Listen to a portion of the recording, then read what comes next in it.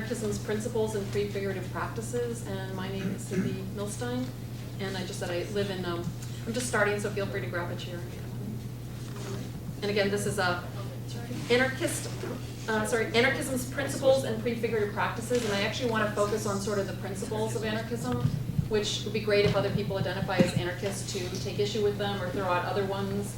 And in terms of prefigurative practices, I want to actually do this a little more participatory than I usually do. I usually talk way too much.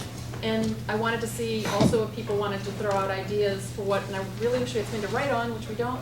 But when we get to the prefigurative practices, is we can all kind of throw out examples of ones we know of that anarchists do. And I kind of divided that up into categories. So see how that works. And it's sort of meant to be an intro to anarchism talk, but I know other people may already identify as anarchists here. So the joy about anarchism is you could probably have as many definitions of it as you have anarchists, and that's actually one reason why I kind of both still love identifying as an anarchist and sometimes I'm annoyed by it at the same time. That it's a very open philosophy and an open practice, but the openness is part of what's the beauty of it in a way too, given the history of the left, when openness has often turned to very harsh and controlling systems where one person's utopia is another's dystopia. So I've really appreciated it about anarchism, even though sometimes it's really difficult when it's hard to figure out what anarchism is. So this is my perspective on what anarchism is, and other people, again, will have different ideas of what they understand it to be. And I'm trying to be generous with how I understand anarchist principles to include people that I don't agree with. And I actually want to try to look at what anarchists very broadly might understand as a sense of an ethical sensibility toward anarchism with this. And I just mentioned I live in Vermont in a tiny town, so it's really nice to come into a city. And I also have a funny view of anarchism, I think, because of where I live, because in a place where you can have really, it's a totally different scale when the town I live in is 8,000 and the state's really small. And I think I have a greater sense of possibility in a sense because I live in a city, because people kind of are quirky when you actually talk to people all the time and have to interact with people all the time. I think you end up being able to try funny things when it's that scale that you couldn't necessarily do. But we also can't do things you can do in places that need larger scale. So. And I'm involved in a project called the Institute for Anarchist Studies, and someone was supposed to bring flyers and they didn't. But if you want to ask me about that, it's a lovely project, which I may mention as a prefigurative practice. We give away money to radical writers and translators around the world and encourage anarchists to do what I'm doing, popular education, writing. I write, I do a lot of this kind of stuff, and I go to listen to other people and read other people's writing. And I think anarchists need to take themselves seriously in terms of doing theory and analysis and strategy. And I think we're a lot better at doing practices than we are doing the thinking part of it and the critique part of it and the envisioning part of it, and that's what the Institute for Anarchist Studies encourages. So if you write a translator, want to find out more about that, ask me afterward. And like I said, I also write and part of an anarchist bookstore where I live. Okay. So if I had something to draw on, I would draw this A, circle A, which everyone's really familiar with as sort of the symbol of anarchism. And what I like about that is thinking about the circle part of it as signifying an O for sort of anarchism is organization or order. I don't like Pierre-Joseph Proudhon's work very much, who's considered the father of anarchism. But in a way, he's the first person that used the word to describe, even though people had been doing practices that were anarchistic before that, he was the first person to use the word anarchism or anarchy. And May I come in? Mm-hmm.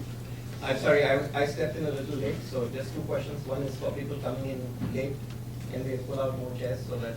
Yeah, I also find circles are great when there's a small number of people, and when it gets large, they feel just as kind of alienating as lines. So if people want to sit on the floor or move chairs in semi-rows, that's fine too. But we want the door open, right? Is that why the chairs are propped? Yeah, just because we moved rooms too, so people know that it's over here. But. And the other thing is, can we, if we already didn't do it already, can we quickly go around the room and say who we are?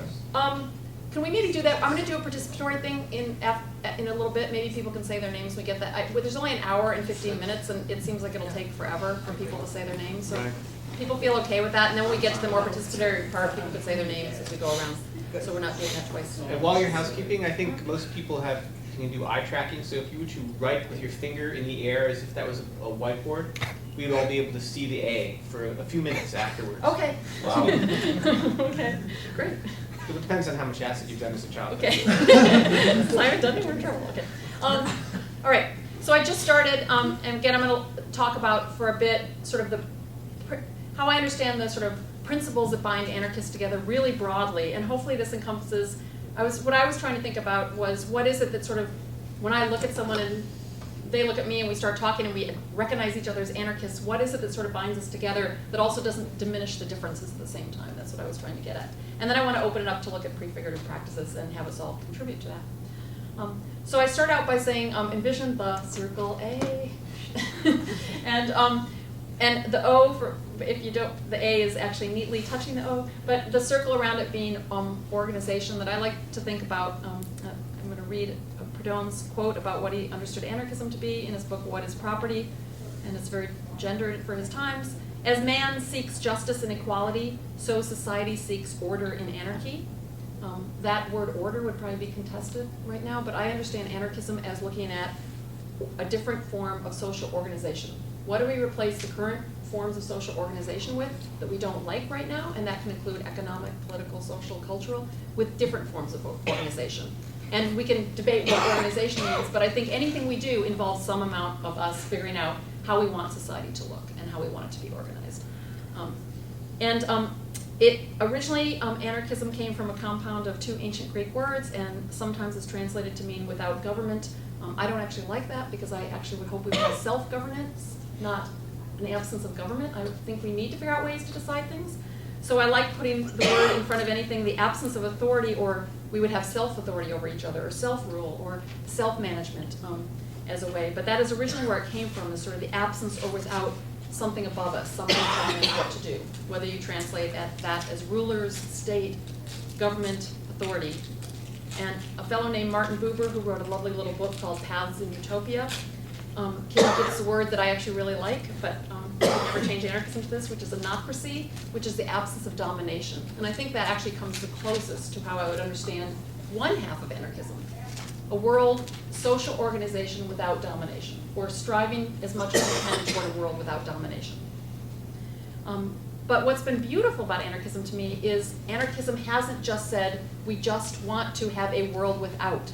It's largely been a politics that's been very positive or proactive or prefigurative. And this is what keeps me an anarchist, because I'm not particularly interested in saying I want a world that I'm without things or things I'm against. What's interesting to me is what form of social organization, I'm going to keep repeating this, but what form of social organization do we want to see in the place of the things we don't like? So for me, anarchism is a utopian political philosophy and practice that actually looks at what kind of a world we want to live in. What kind of consensual forms of non-hierarchical organization would we want to set up and live in, and we want others to, and we want to shape the world around. So for me, a nicer definition from some of the classical anarchist time period is by an Italian anarchist named Enrico Malatesta. And he wrote, and again, this is gendered for his times, that anarchism is a form of social life in which men live as brothers, where nobody is in a position to oppress or exploit anyone else, and in which all have the means to achieve maximum moral and material development, and that's available to everyone.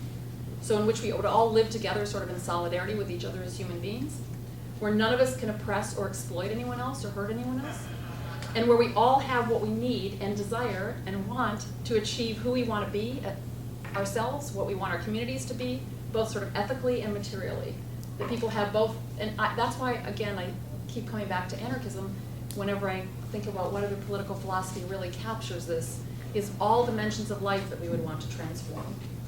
That's a pretty remarkable sort of political philosophy to try to touch on all aspects of life.